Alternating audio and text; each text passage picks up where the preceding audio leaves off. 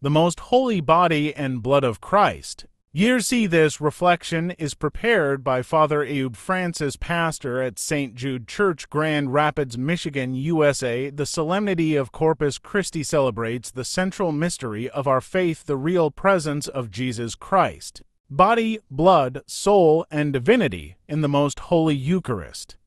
Instituted by Christ at the Last Supper, the Eucharist is not merely a symbol but the living memorial of his passion, death, and resurrection. Through the Eucharist, Jesus nourishes us with his own life and unites us as members of his body, the Church. The Catechism of the Catholic Church teaches that the Eucharist is the source and summit of the Christian life, CCC 1324. In this sacrament, heaven and earth unite, and we are drawn into intimate communion with God. The Feast of Corpus Christi invites us to deepen our faith in this sacred mystery and to live Eucharistic lives of self-giving love and thanksgiving.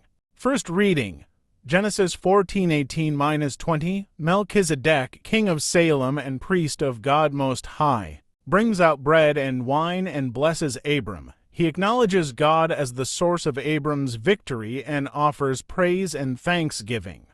Melchizedek prefigures Christ, the eternal high priest, who offers bread and wine as signs of a new covenant. This brief encounter highlights divine providence and the sacred role of priesthood.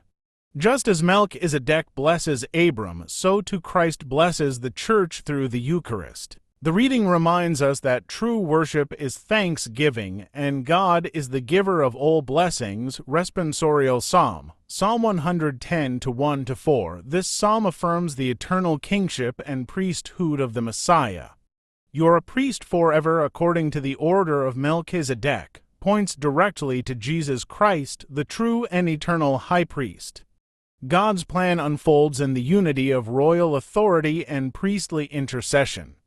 The Lord's rule brings not domination, but peace, sacrifice, and salvation. Second reading, 1 Corinthians 11:23-26. St. Paul recounts the institution of the Eucharist, highlighting its roots in the very words and actions of Jesus at the Last Supper. This is my body, this cup is the new covenant in my blood. These words are a sacred command to remember and represent Christ's saving death. Each time we celebrate the Eucharist, we proclaim the Lord's death until he comes again. The Eucharist is not a past event remembered, but a living participation in the mystery of salvation. It unites the Church across time and space as one body. This reading calls us to receive the Eucharist with reverence, gratitude, and love. Gospel, Luke 9:11b-17. Jesus welcomes the crowds, speaks to them of the kingdom of God, and heals the sick, revealing God's compassion and generosity. As the day ends, the disciples want to dismiss the people, but Jesus commands them, "Give them some food yourselves." They bring 5 loaves and 2 fish, and Jesus blesses, breaks, and distributes them, echoing the Eucharistic action. Miraculously, all are fed and 12 baskets are left over, symbolizing divine abundance and the fullness of the Church.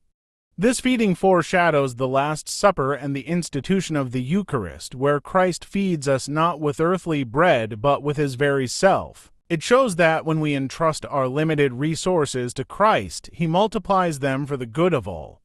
The Eucharist transforms us to be bread broken and shared for others. Meditation question: how deeply do I believe that Christ is truly present in the Eucharist, and how does that belief shape the way I live and love each day? May this feast deepen our love for Jesus and the Eucharist and awaken in us a desire to live Eucharistic lives of faith, gratitude, and service.